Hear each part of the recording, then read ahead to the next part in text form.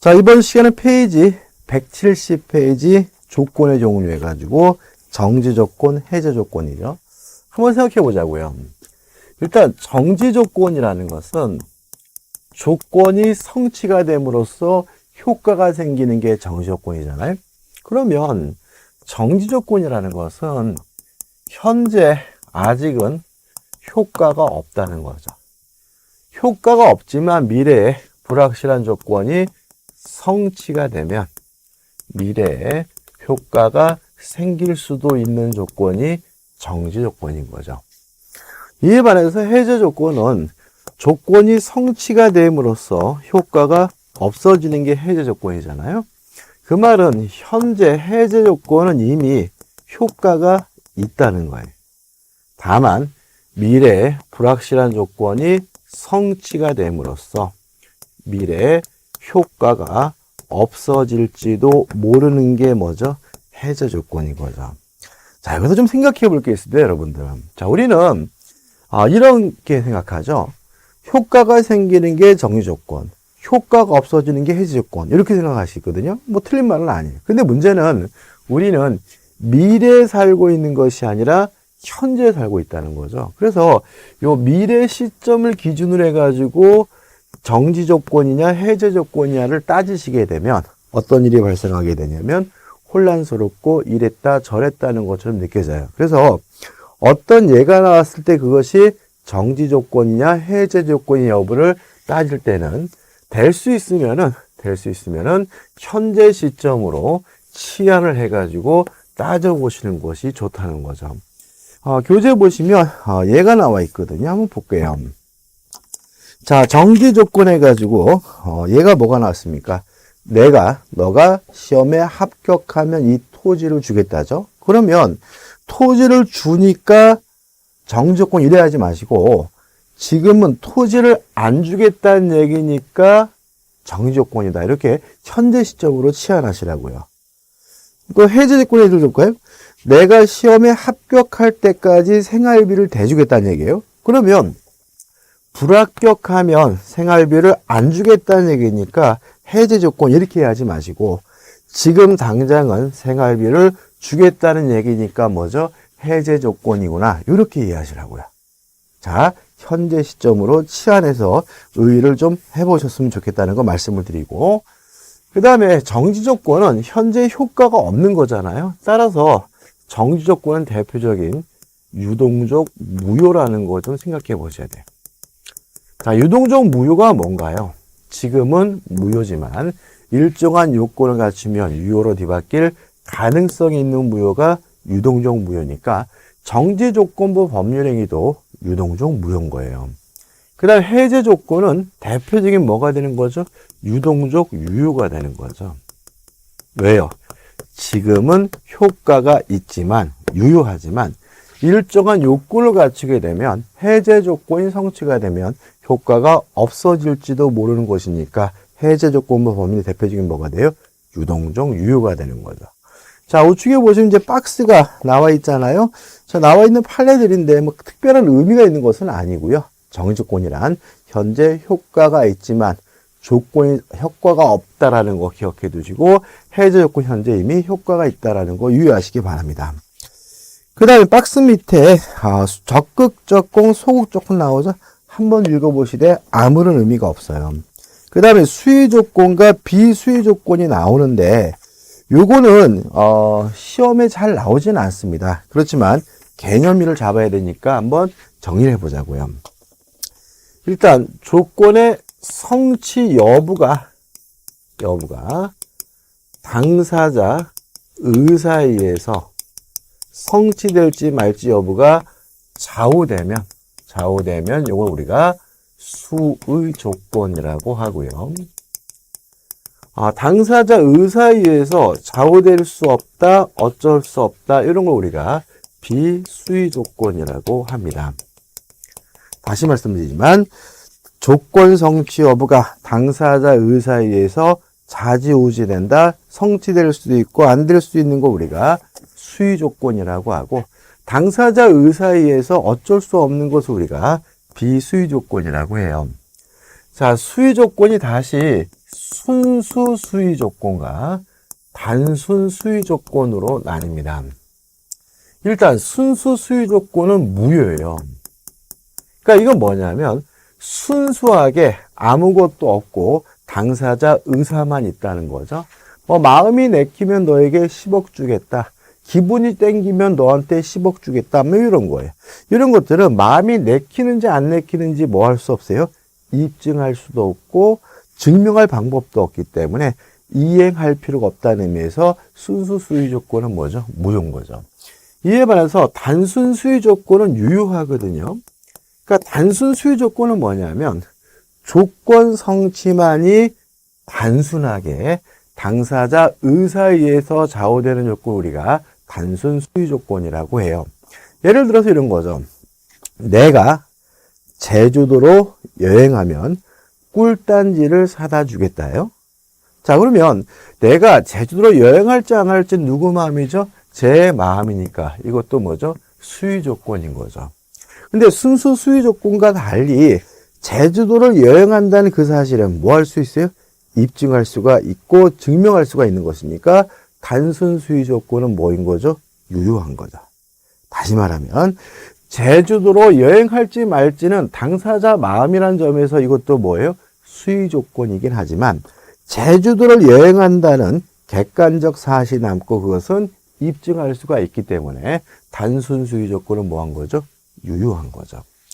그 다음에 비수위 조건은 다시 우성 조건과 그 다음에 혼성 조건으로 나뉩니다.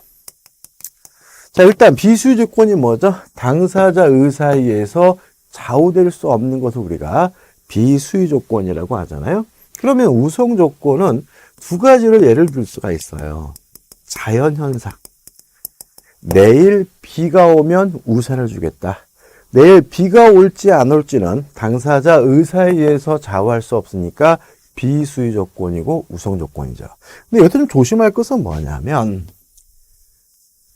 제3자의 의사에 의해서 그 성취 여부가 좌우되는 것도 우성 조건이고 비수위 조건임을 주의하셔야 됩니다. 자, 이런 말이죠. 당사자 의사에 의해서 어쩔 수 없는 것이 비수위 조건이고 우성 조건이잖아요. 그러면 당사자가 아닌 제3자의 의사에 의해서 좌우되는 것도 우성 조건이고 뭐인 거죠? 비수위 조건인 거죠.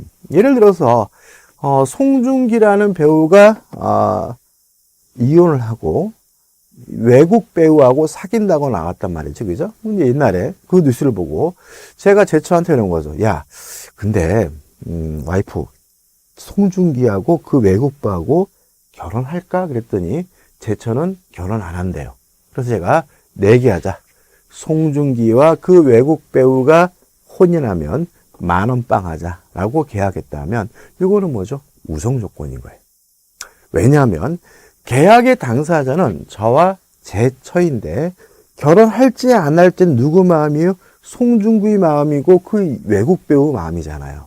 다시 말하면 이것은 당사자가 아닌 제3자 의사에 의해서 좌우되는 거기 때문에 비수위 조건 중에 우성 조건이 되는 거죠. 요게 이해가 돼야 혼성 조건이 이해가 됩니다. 자, 혼성 조건이라는 것은 수위 조건적 측면과 비수위 조건, 우성 조건적 측면이 혼합되어 있는 것을 우리가 혼성 조건이라고 합니다. 예를 들어서 너가 A와 혼인하면 내가 냉장고를 사주겠다라고 계약을 했어요.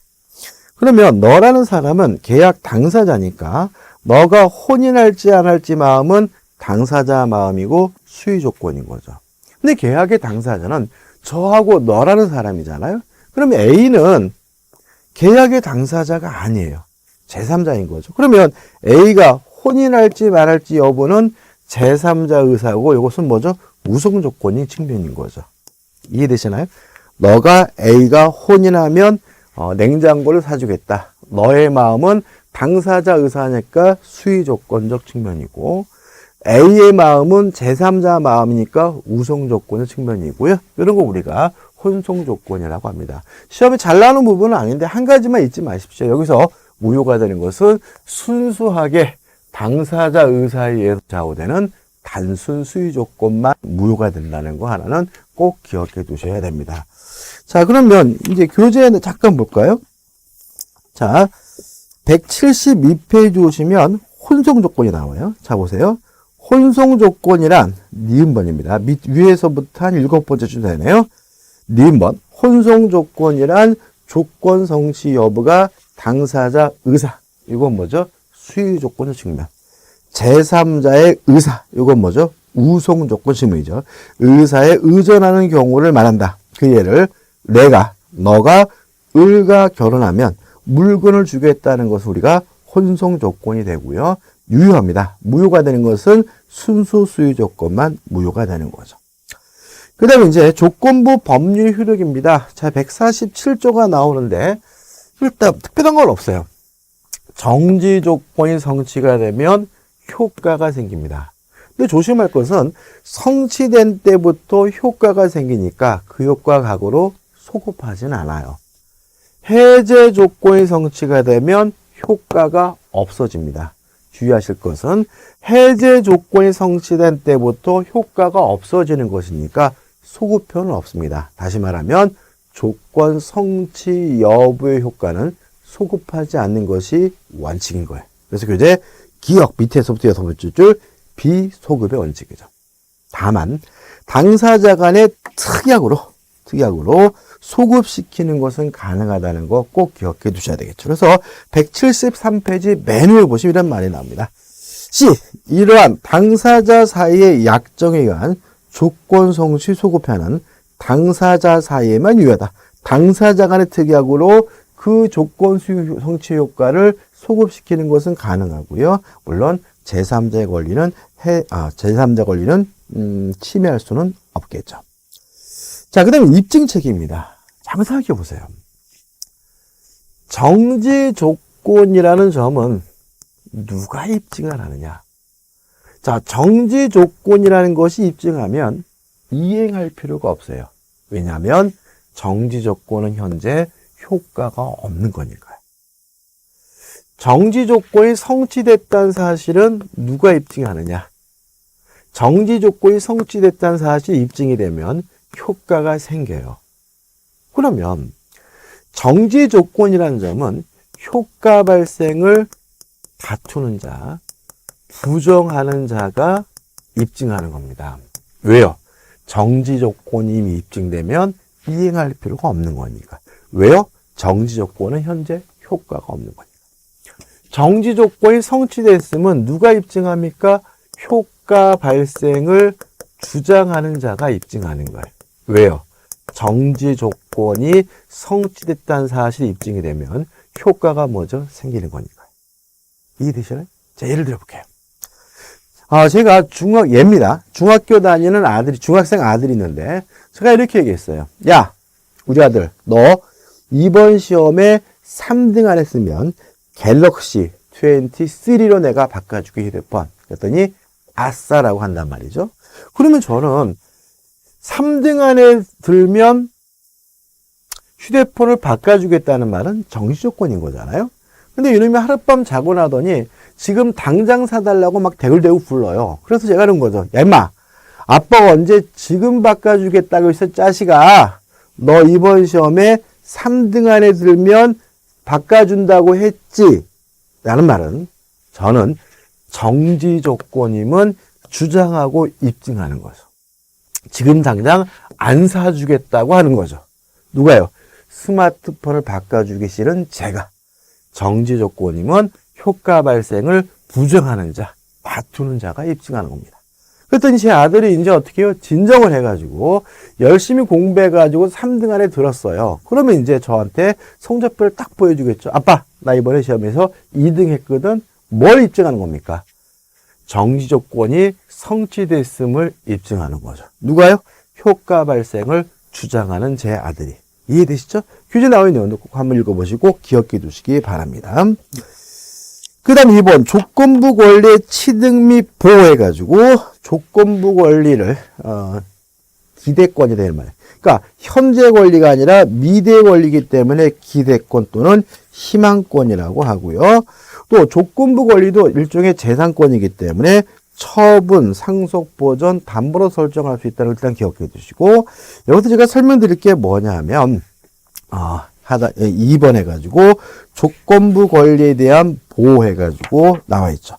자, 순서를 좀 바꿔볼게요. 먼저 174페이지의 조건의 성취와 불성취에 대한 반신의 행위부터 먼저 설명을 드릴게요. 자, 한번 생각해 보자고요, 여러분들. 지워볼게요. 자, 먼저 뭐부터요? 174페이지 중간에 있는 150조부터 이해하자고요. 자, 제가 뭘 했냐면, 너가 공인중개사 시험에 합격하면 너에게 1억을 주겠다라고 얘기를 했어요. 갑이 을에게. 다시 할게요. 자, 갑이 을에게 뭐라 그랬냐면, 너가 공인중개사 시험에 합격하면 1억을 주겠다고 얘기했어요. 그때 을이 미친 듯이 뭐 하는 거죠? 공부를 하는 거죠. 그래서 제가 가만 보니까 꼼짝없이 뭐예요? 1억을 뺏길 것 같아요. 그래서 시험 보는 날 감금을 해가지고 아예 시험을 못 보게 만들었어요. 응시하지 못하게 한 거죠. 이랬을 때는 어떻게 할 것인가? 자, 174페이지 중간에 있는 150조 1항입니다. 읽어볼게요. 조건의 성취를 인하여 불이익을 받을 당사자가 누구죠? 갑이죠. 합격하면 1억 줘야 되죠. 신의성실에 반하여 조건의 성취를 방해하며 감금해서 시험을 못 보게 막으면 상대방은 그 조건이 성취한 것으로 주장할 수 있다. 다시 말하면 을은 합격했음을 갑에게 뭐 할 수 있는 거죠? 주장할 수가 있는 거죠. 이해되시죠? 근데 좀 생각해 보자고요. 그러면 그날 오후에 탈출했습니다. 오후에 탈출하자마자 150조 1항에 나와 있는 합격했음을 주장하면서 1억 달라고 주장할 수 있는 것인지, 아니면 탈출했지만 억울하고 분하지만 합격자 발표일까지 기다렸다가 합격됐음을 주장하면서 1억을 달라고 요구할 수 있는지, 이걸 좀 구별하면 되는데, 자, 교재 보시면은 밑에서부터 세 번째 줄입니다. 자, 174페이지 밑에 세 번째 줄이에요. 조건의 성취로 불이익을 받을 당사자가 신의 성실에 반해 조건의 성취를 방해한 경우 조건의 성취로 의제되는 시점은 언제냐? 방해할 시점이 아니라 신의 성실에 반한 행위가 없었다면 조건이 성취되었으리라고 추산되는 시점이다. 이게 무슨 말이에요? 그날 오후에 당장 1억 달라고 요구할 수는 없고요. 합격자 발표일까지 기다렸다가 1억 달라고 요구해야 된다는 거죠. 왜냐하면 우리 판례에 따른다면 방해가 없었다면 조건이 성취됐을 것으로 추산되는 시점에서야 비로소 조건이 성취됐으면 뭐 할 수 있다는 얘기죠? 추정할 수 있다는 얘기니까 꼭 기억해 두셔야 돼요. 좀 반대가 있겠죠. 네가 합격하면 1억 주겠다라고 했어요. 근데 이놈이 공부도 안 해요. 공부도 안 하고 팽팽 놀아요. 근데 이상하게 공부도 하나도 안 했는데 합격을 했단 말이죠. 여러분 공부해 보시면 아시겠지만 이게 공부 안 하고 합격할 시험이 아니잖아요. 그래서 이상해서 알아봤던 이놈이 실력이 좋아서 합격한 것이 아니라 시력이 좋아서 컨닝을 해서 합격했다는 사실이 밝혀졌어요. 이랬을 때는 어떻게 할 것인가? 다시 법조문입니다. 150조 2항인 거죠. 자, 읽어보면 조건의 성실에 인하여 이익을 받을 당사자가 을입니다. 신의 성실에 반할 조건을 성취시킨 때에는, 예를 들어서 컨닝에서 합격한 때에는 그 조건이 성취하지 아니한 것으로 주장할 수 있다. 다시 말하면 공부에서 합격한 것이 아니라 컨닝에서 합격했다는 사실이 밝혀졌다면 갑은 을에게 1억 못 주겠다라고 뭐 할 수 있어요? 거부할 수가 있다. 이런 의미가 되는 거죠. 자, 정리해 볼게요. 신의 측에 반해서 조건 성취를 방해했습니다. 시험 못 보게 감금했습니다. 상대방은 합격됐음을, 조건이 성취됐음을 주장할 수 있어요. 언제요? 합격자 발표일까지 기다려서. 왜냐하면 방해가 없었다면 조건이 성취됐을 것으로 추정되는 시점이 주장할 수 있는 시점입니까? 또 반대로 커닝에서 합격했다. 이익을 받을 당사자가 신의 측에 반해서 조건을 성취시켰을 때는 합격되지 않았음을, 조건이 성취되지 아니었음을 주장할 수 있다는 것까지 꼭 기억해 두시기 바랍니다. 됐어요.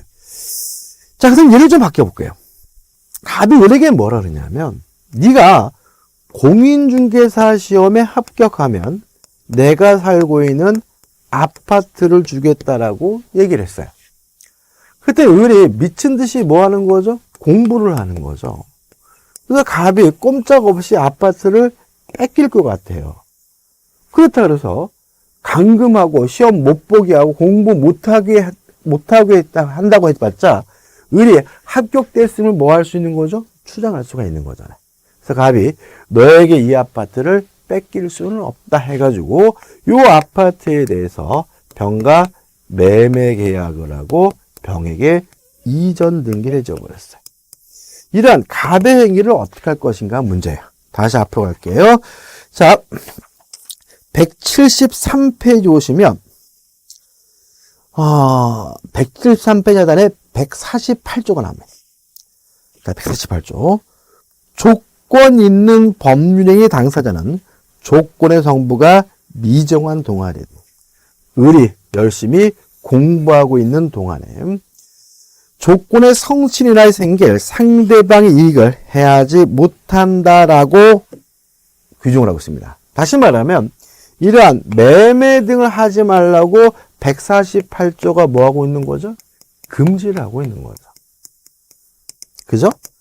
근데 문제는 148조가 하지 말라고만 했을 때 그 효과가 어떻게 되는지에 대해서는 규정이 없는데 우리 판례는 일단은 조건부 권리를 침해하는 범위 내에서는 무효라는 것이 우리 판례 입장입니다.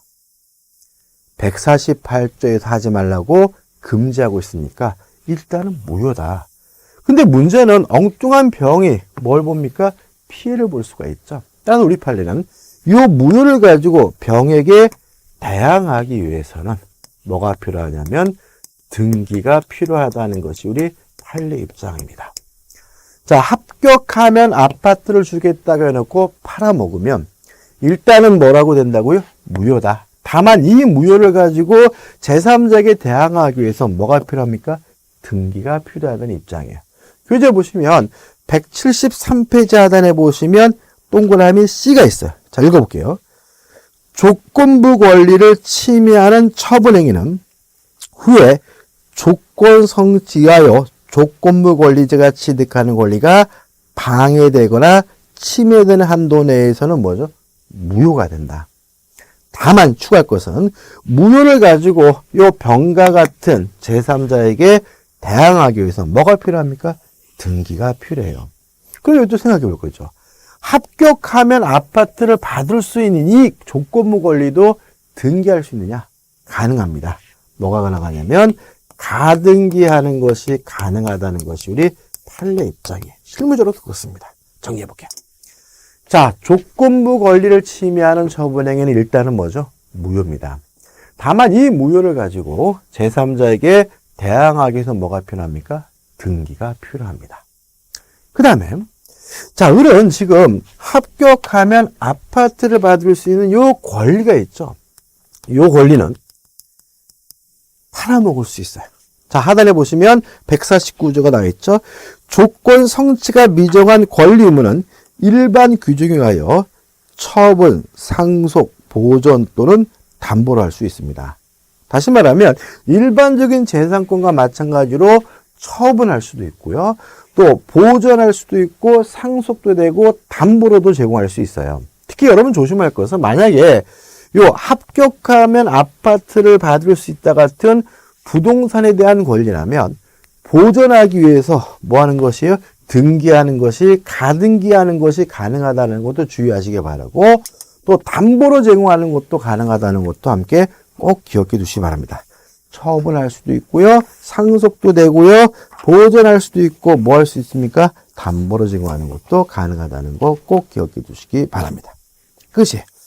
자, 이제 175페이지 오시면 가장 조건이 나와요.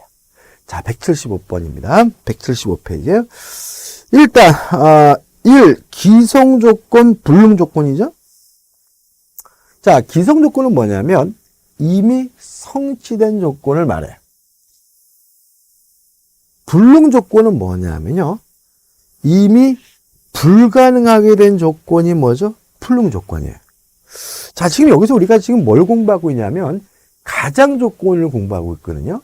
자, 가장 조건이라는 것은 뭐냐면 조건처럼 보이지만 실제는 조건이 아닌 것도 우리가 가장 조건이라고 해요. 그러면 기성 조건도 불능 조건도 뭐가 아니라는 얘기예요? 조건이 아니라는 얘기예요. 왜요? 자, 조건이라는 것은 장래 발생이 불확실한 것이 조건이죠. 장래 발생이 확실하면 기한이잖아요. 근데 기성 조건은 이미 성취된 조건은 불확실 않아요. 불확실하지 않으니까 뭐가 아니에요? 조건이 아닌 거예요. 불능 조건도 불가능한 것을 확정이 된 것이니까 더 이상 불확실하지 않아요. 그러니까 뭐예요? 조건이 아닌 거예요. 그러니까 조건처럼 보이지만 조건이 아니기 때문에 기성 조건, 불능 조건은 뭐의 일종인 거죠? 가장 조건의 일종인 거죠. 여기서 우리가 머리 글자를 따서 암기하셔야 돼요. 기, 정, 조, 기, 해, 무, 불, 정, 무, 불해조입니다. 조건에 대해서 시험 문제가 나오면 이 부분에서 시험 지문이 반드시 나오니까 꼭 기억해 두셔야 되는데 기, 정, 조, 기해무입니다. 기성 조건이 정지 조건이면 조건 없는 법률행위 기, 정, 조. 기성 조건이 해제 조건이면 무효 기, 해, 무. 불정무. 불능 조건이 정지 조건이면 무효 불, 정, 무. 불능 조건이 해제 조건이면 조건 없는 법률행위 불해조예요. 연습이 좀 필요합니다. 나중에 이제 연습은 이제 문제 풀 때 연습하겠죠.